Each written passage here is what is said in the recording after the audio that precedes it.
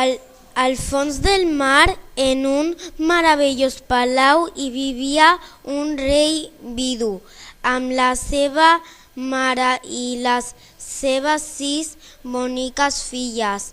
La més petita cantava com els àngels i tots els animals del mar s'acostaven al palau per sentir la seva veu. Ai, quan podré sortir a la superfície i veure el cel que tothom diu que és tan bonic. És lamentable.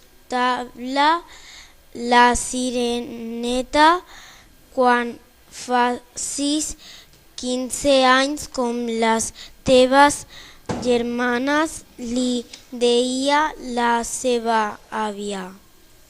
I quan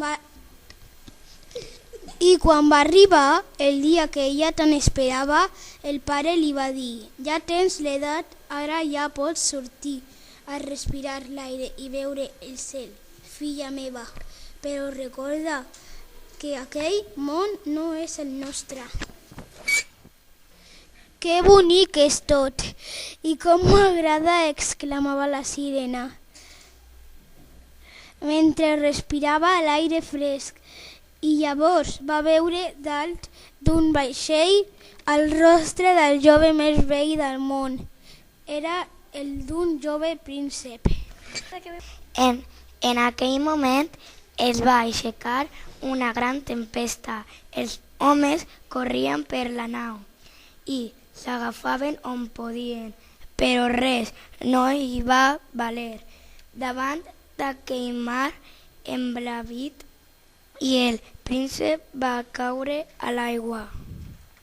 La sireneta el va salvar i el va portar a la sorra de la platja.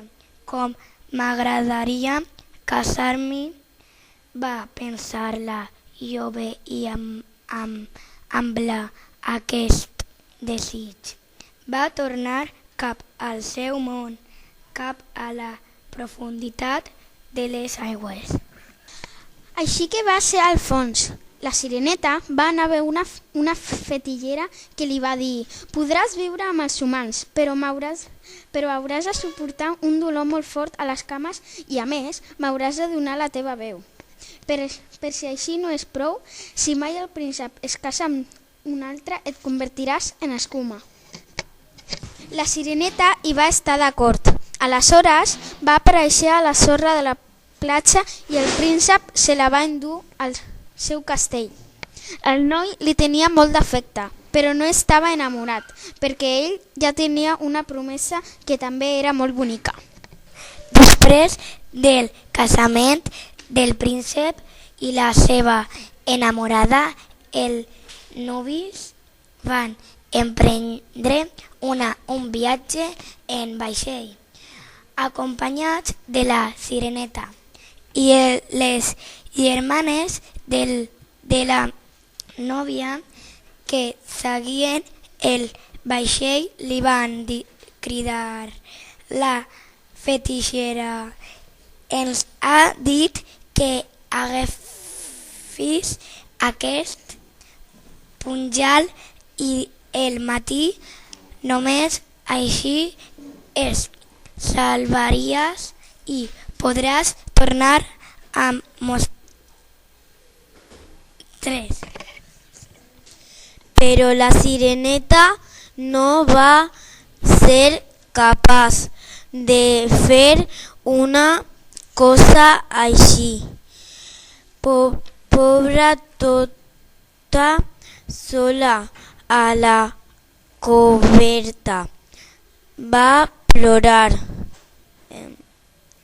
per primera vegada a la seva vida, i tot mirant l'aigua del mar. Ja es veia convertida en escuma.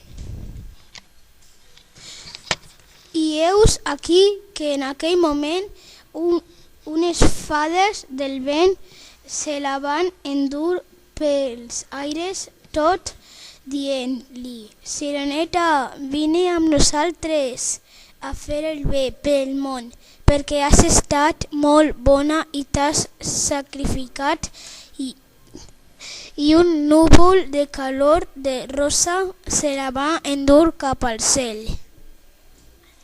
Vet aquí, vet allà, aquest conte s'ha acabat.